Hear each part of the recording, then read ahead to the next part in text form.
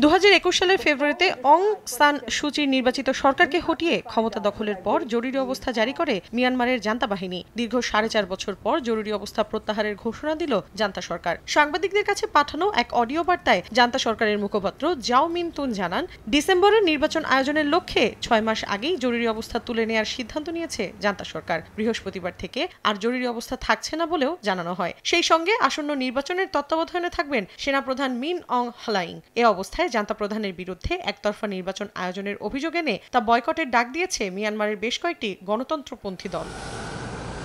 নির্বাচন সামনে রেখে নতুন একটি আইন জারি করেছে জান্তা সরকার। নতুন আইনে বলা হয়েছে, কেউ নির্বাচনী প্রক্রিয়া ব্যাহত করার চেষ্টা করলে তাকে 3 থেকে 10 বছর পর্যন্ত কারাদণ্ড এবং অর্থদণ্ডের মুখোমুখি হতে হবে। নির্বাচন কমিশনের কর্মী, প্রার্থী বা ভোটারদের ভয় দেখানো বা আঘাত করলে শাস্তি হতে পারে আজীবন কারাবাস। বিরোধীরা বলছেন, তাদের মুখ বন্ধ করতেই এই আইন তৈরি করা হয়েছে।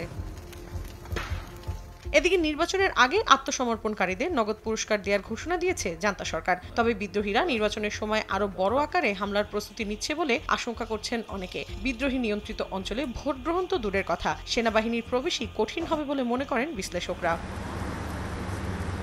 এরই মধ্যে এই নির্বাচনকে প্রহসন বলে আখ্যা দিয়েছে জাতিসংঘ সহ আন্তর্জাতিক পর্যবেক্ষকরা। তারা বলছে, সেনা সমর্থিত রাজনৈতিক দল ছাড়া কেউ এতে অংশ নিচ্ছে না। এমনকি নির্বাচনের প্রস্তুতি নিয়ে প্রয়োজনীয় তথ্য সংগ্রহে ব্যাপক কারচুপি হয়েছে বলেও জানান পর্যবেক্ষকরা। 5 কোটির বেশি ভোটারের মধ্যে প্রায় 2 কোটির কোনো তথ্যই পাওয়া যায়নি। আর তাই এই নির্বাচন সেনাবাহিনীর শাসন বৈধ করার একটি চেষ্টা মাত্র বলে মনে করেন বিশ্লেষকরা। মৌসুমী সাথী, সময় সংবাদ।